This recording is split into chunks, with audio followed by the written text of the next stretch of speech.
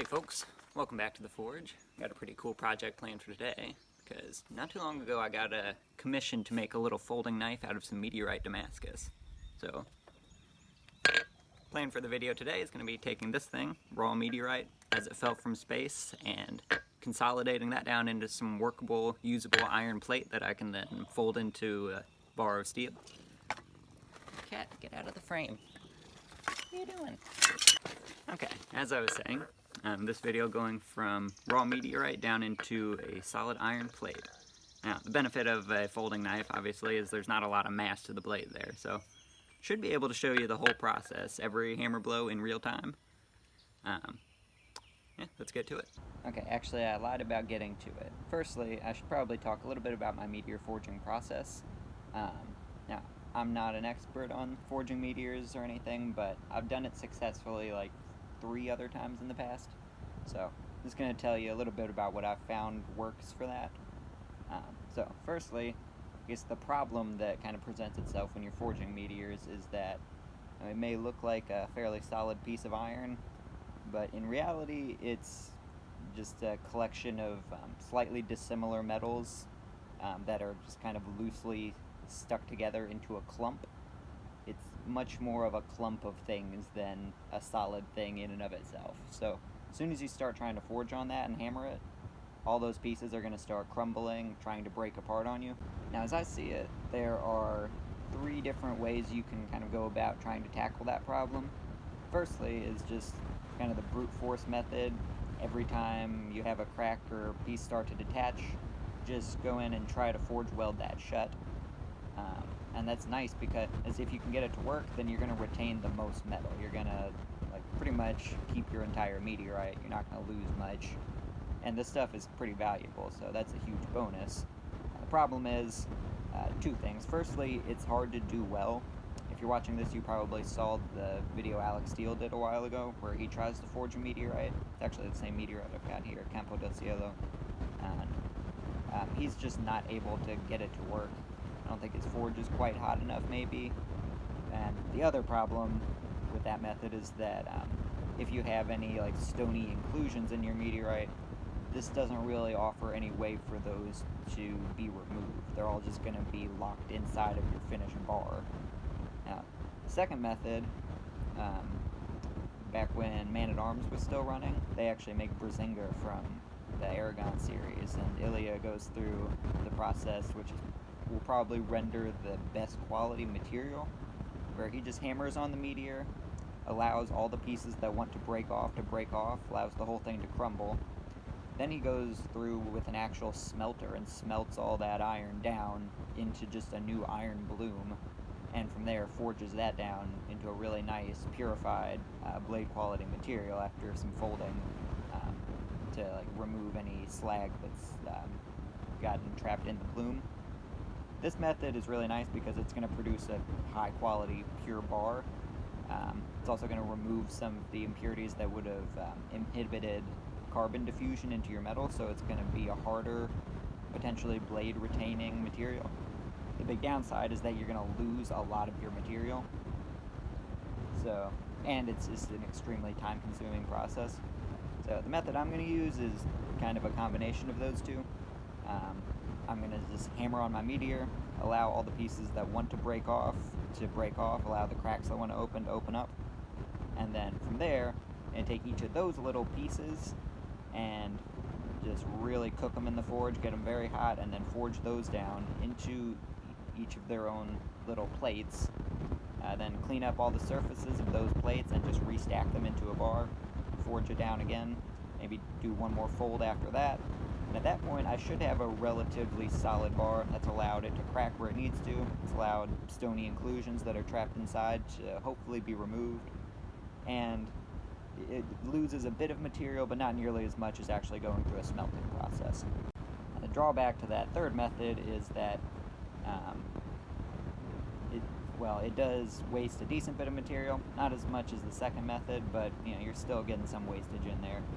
But it produces a higher quality bar than the first method. However, that's the other drawback. It's not nearly as high of a quality bar as the second method. So if you have phosphorus trapped in your meteor, this doesn't really do anything to remove that. So chances are you're not going to be able to diffuse carbon into this material. It probably won't be able to retain an edge, so you're not going to be able to use this as the actual edge retaining part of your blade if you make a blade from it. So in this knife, I'm going to be just using these as like the panels for the outside of the blade. The cutting edge itself will be just high carbon steel, and I'll have to be a little bit careful that I don't let any of my veins of meteor wander to the edge, because that would just compromise the integrity of the edge. And a final note about all that is that every meteor, in my experience, behaves a little bit differently. None of them are exactly the same kind of material, so I'm going to shoot for that third method, but we'll see what happens when I actually go to start forging on it.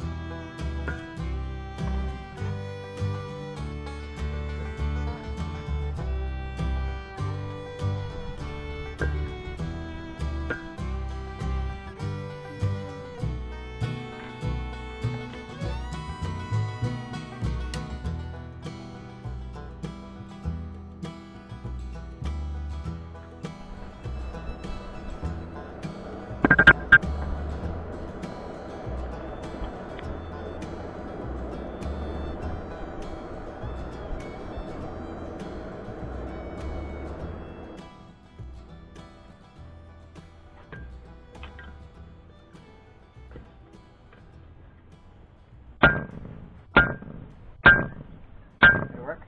I'm gonna try and find out. I gotta make a gasket for it. Probably a thicker gasket than you normally would. Fill in crevices on both. I wonder if I should use paper, leather. I'd use thick leather, soak in some oil or something. I think I'm gonna cut one out. Another thing I did know looking online is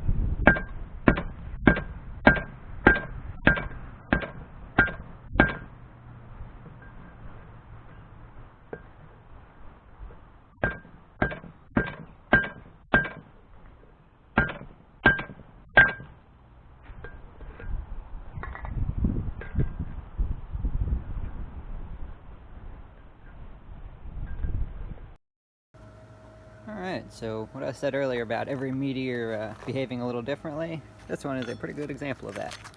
It's the most solid one I've worked yet by far. And there's still a whole lot of fissures opening up in it, but not much is really breaking off. And that might sound like a good thing, but it's really not. It's kind of an issue. I think a big part of why I've been fairly successful in the past working meteors is just because I break them up into such small, manageable pieces. But nothing's really breaking off of this. And with a chisel, I was able to break off this piece, and these two little pieces are all separated on their own. Now, yeah, this is going to be tricky to work down into useful metal. However, since I am just making a little folding knife, this little chunk along with those two chips should actually be enough. It doesn't take much metal to make a folding knife blade. So, come back to this thing some other time. For now, this is going to be enough. Start working down that piece, try to reattach these two chips to it. Yeah, that's where we're going from here.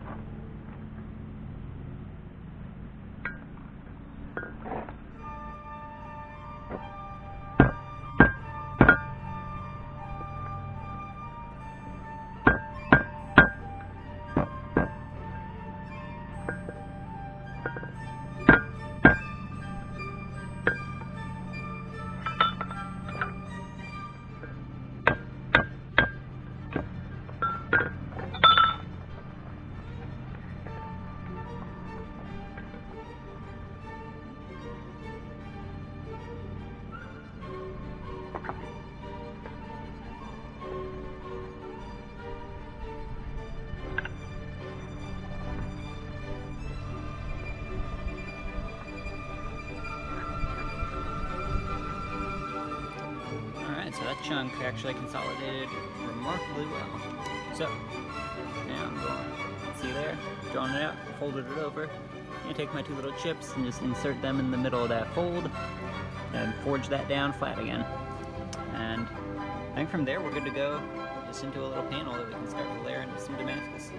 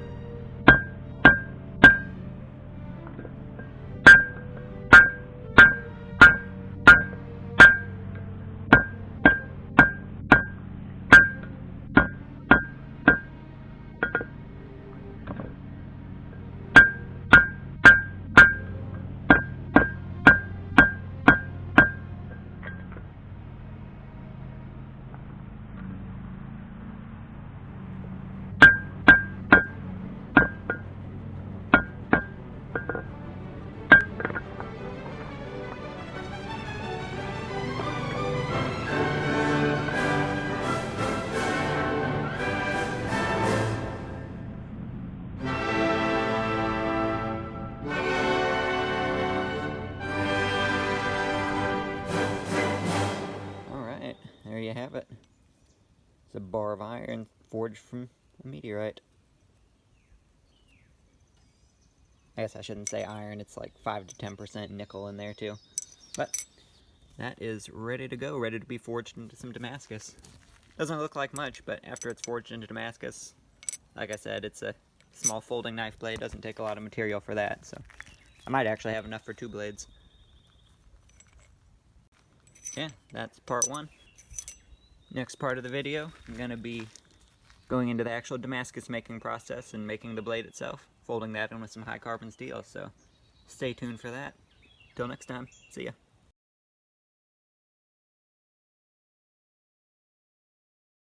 Dude, you're just in a very snuggly mood today, aren't you? Yeah.